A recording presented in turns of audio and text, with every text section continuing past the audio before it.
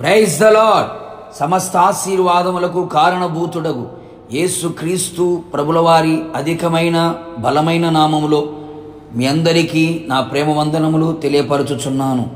ఈ దినపు యేసయ్య జీవపు మాట.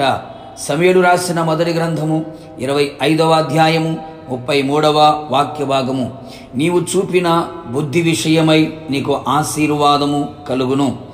ఆశీర్వాదములకు వారసులుగా ఉండుటకు పిలువబడిన వారలారా, మన యేసయ్య మనలను అన్ని విధాలుగా అన్ని విషయములలో ఆశీర్వదించి మనలను ఆశీర్వాద కారకులుగా నిలవబెట్టే దేవుడు. మన ప్రభువైన యేసు క్రీస్తు యొక్క తండ్రియగు దేవుడు స్తుతింపబడునుగాక. ఆయన క్రీస్తునందు పరలోక విషయములలో ఆత్మ సంబంధమైన ప్రతి ఆశీర్వాదమును మనకు అనుగ్రహించెను. ఆయన వలనే మనం ఆశీర్వదించబడాలి. యేసయ్యే మనలను ఆశీర్వదించాలి. ఆ విధముగా మన జీవితము మలచబడాలి, మారాలి. ఆయన నామమునకు మహిమకరముగా ఉండాలి. అంతేకాకుండా మన కుటుంబం నిత్యము ఆయన సన్నిధిలో ఉన్నట్లు ఆశీర్వదించబడాలి. భార్య లోగిట ఫలించు ద్రాక్షవల్లి వలె, పిల్లలు బల్ల చుట్టూ ఒలివ మొక్కల వలె, యవన కాలంలో కుమారులు ఎదిగిన మొక్కల వలె, కుమార్తెలు నగరమునికి చెక్కబడిన మూల కంభముల వలె, యజమానుడు భయభక్తులు గలవాడై చేతుల కష్టార్జితమును అనుభవిస్తూ సంతోషము సమాధానములతో నెమ్మదితో ఆయు ఆరోగ్యములతో కృపాక్షేమములతో ఉండునట్లు సియోనుల నుండి ఆయన మనలను ఆశీర్వదించులాగున మన బుద్ధి విషయమై మనము జాగ్రత్త పడెదము.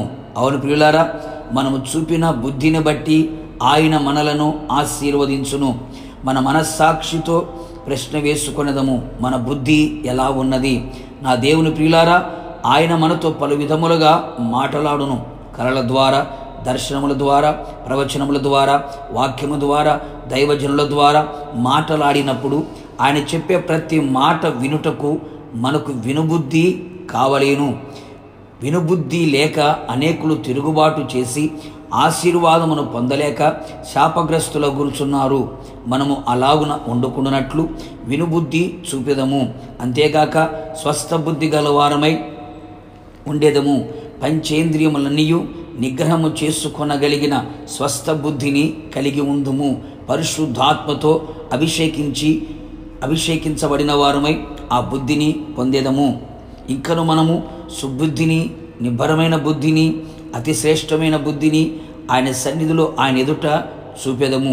బుద్ధి లేనివారై ఉండక, దుర్బుద్ధి గలవారై కనబడక ఉండేదము. నిశ్చయముగా నా యేసయ్య మనము కలిగిన బుద్ధిని చూచి మన బుద్ధికి తగినట్లుగా మనలను అన్ని విషయములలో ఆశీర్వదించి కాపాడి ప్రభు రాకడ కొరకు మనందరినీ సిద్ధపరచునుగాక. ఆమేన్. ప్రార్థన. కృపగలిగిన మా తండ్రి, మీ పాదములకి స్తోత్రములు. మరొక్క మారు మాకు ఇచ్చినటువంటి జీవపు మాట కొరకై స్తోత్రాలు. మేము ఆశీర్వాదకరముగా ఉండాలని, ఆశీర్వదించబడాలని, అన్ని విషయములలో దీవెనకరంగా ఉండాలని మీరు కోరుకున్నారు. దానికి గాను ప్రభువా, మా బుద్ధిని చూచి మీరు ఆ విధంగా చేస్తారని మీరు సెలవిచ్చి ఉన్నారు.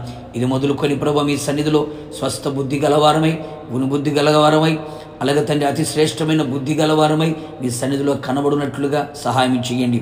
మీకు విరోధమైన ఏ బుద్ధి మానవులో కనబడుకున్నట్లుగా మీరు చేసి మీ ఆశీర్వాదములకు వారసులుగా చేసి మహిమ పొందమని యేసు నామములో అడుగుచున్నాను తండ్రి. ఆమేన్.